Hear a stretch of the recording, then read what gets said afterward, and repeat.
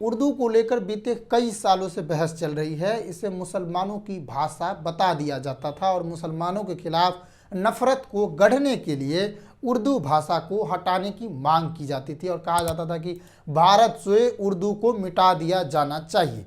ये वही लोग हैं जो उर्दू को मिटाने की बात करते थे, जो खुद भारत की भाषाओं का ज्ञान नहीं रखते थे।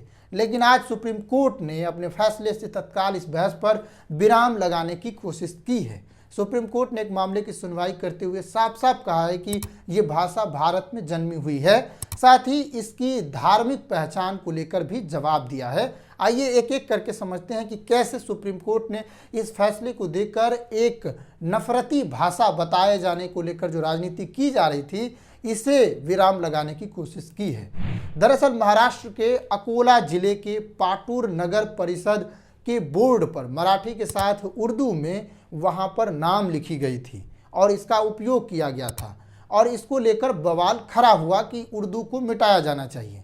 मांग की जा रही थी कि यहाँ उर्दू नहीं चलेगी। इस पर खूब बहसबाजी हुई और पूरे देश भर में राजनीति भी हुई और फिर इसे हटाने की मांग को लेकर सुप्रीम कोर्ट में याचिका दायर की गई। पहले मुंबई हाई कोर्ट में याचिका दायर की गई, लेकिन वहां इस याचिका को खारिज कर दिया गया। तब इसे सुप्रीम कोर्ट में दायर किया गया। इस याचिका की सुनवाई शुरू हुई सुप्रीम कोर्ट में। जब इस याचिका की सुनवाई कर रहे थे जस्टिस सुधांशु धूलिया और जस्टिस विनोद चंद्रन की बेंच, तब इस याचिका को खारिज कर दिया और फैसला सुनाया कि भाषा किसी धर्म का नहीं होता है, बल्कि समुदाय, क्षेत्र और लोगों की होती है। सुप्रीम कोर्ट का यह फैसला ऐसे समय में आया है जब भाषा को धार्मिक पहचान देकर राजनीति की जा रही थी और ये रुकने का नाम नहीं ले रही थी। इससे विदेशी भाषा बताकर, धार्मिक बताकर राजनीति की जा रही थी और इसे खत्म करने की बात कही जा रही थी। सुप्रीम कोर्ट का यह फैसला स्वागत योग्य है और तत्काल भाषा के धार्मिक पहचान होने को लेकर विराम लगाने की कोशिश हुई है। सुप्रीम कोर्ट ने अपने फैसले में एक और बड़ी टिप्पणी की है। उन्होंने कहा कि भाषा संस्कृति होती है और समाज की सभ्यतागत यात्रा का मापदंड होता है। एक समाज कैसे अपनी सभ्यता को विकसित करता है, इसका मापदंड होता है, इसका मूल्यांकन होता है। किसी सभ्यता में कितने तरह की भाषा बोली जाती है, ये हमारी संस्कृति की अधिक सभ्य होने को दर्शाती है, ना कि ये दर्शाती है कि ये कमज़ोर बात है। उर्दू पूर्व मध्यकाल में जन्मी भारतीय भाषा है, जो लगभग 900 से 1000 ईस्वी के आसपास इसका जन्म माना जा सकता है और जिसका जन्म उत्तर प्रदेश और दिल्ली से सटे हुए इलाकों में हुआ है। जो लोग उर्दू को मुसलमानों की भाषा बता रहे थे, उन्हें सुप्रीम कोर्ट ने जवाब दिया है और कहा है कि उर्दू को सिर्फ मुसलमानों की भाषा मानना सच्चाई और भारत की विविधता की एक दुर्भाग्यपूर्ण गलतफहमी है।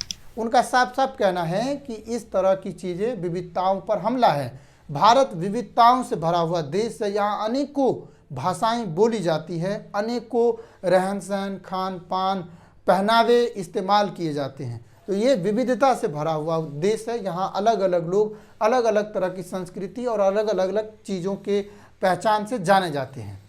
तो इस तरह की बात कहना कि भाषा जो है, जो उर्दू है, वो मुसलमानों की भाषा है, ये विदेशी भाषा है, ये दुर्भाग्यपूर्ण है। ये सुप्रीम कोर्ट ने अपनी फैसले में कह दिया है। आपको यह बताने की ज़रूरत नहीं है कि इस भाषा को लेकर राजनीति कौन कर रहा है और कौन इसे मुसलमानों की भाषा बता रहा है और नफरत फैलाने का काम कर रहा है। सुप्रीम कोर्ट ने उर्दू को गंगा जमुनी तहजीब की सबसे बढ़िया मिसाल बताया है और कहा है कि ये हमारी संस्कृति में घुली हुई है, जिसे अलग नहीं किया जा सकता है। आपको जानकर आश्चर्य हो सकता है कि हमारी हिंदी भाषा में आज के समय पर उर्दू मिली हुई है। इस तरह से मिली हुई है कि अगर आप 10 शब्द हिंदी में बोलते हैं तो आपके 10 शब्दों में से 2 से 3 शब्द उर्दू के इस्तेमाल हो ही जाएंगे। तो इस तरह से ये घुली मिली हुई है, इसलिए इसे गंगा जमुनी तहजीब कहना बिल्कुल लाजिब है। जब भारत में ब्रिटिश का शासनकाल था, यानी अंग्रेज हम पर राज कर रहे थे, तब धार्मिक विभाजन को बढ़ावा देने के लिए उर्दू को इस्लामी भाषा बताया जाने लगा था और हिंदू को हिंदुओं की भाषा बताया जाने लगा था। इसे ही फूट डालो की नीति कहा जा रहा था, जो दोनों समुदायों में फूट डालने की बात कही जा रही थी, जिसमें धार्मिक विभाजन को बढ़ावा देकर समाज पर नेतृत्व करने की मंशा बनाई जा रही थी, जिसमें अंग्रेज काफ़ी हद तक सफल भी हुए और आज भी हिंदू को हिंदी और उर्दू को मुसलमानों के बीच बांटा जाता है, उनके बीच विवाद खड़ा कर सामाजिक विभाजन को बढ़ावा दिया जाता है। इससे इनकार नहीं किया जा सकता है कि ऐसा नहीं किया जा रहा है।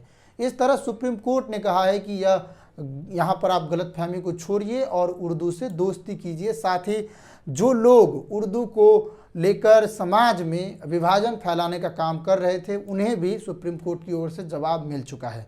अब आप क्या सोचते हैं सुप्रीम कोर्ट के इस फैसले पर, और भाषा को आप किस नज़रिए से देखते हैं, कमेंट करके बताइएगा। साथ ही मिलते हैं अगले वीडियो में, तब तक आप चैनल को सब्सक्राइब जरूर कर दीजिएगा। नमस्कार, जय हिंद।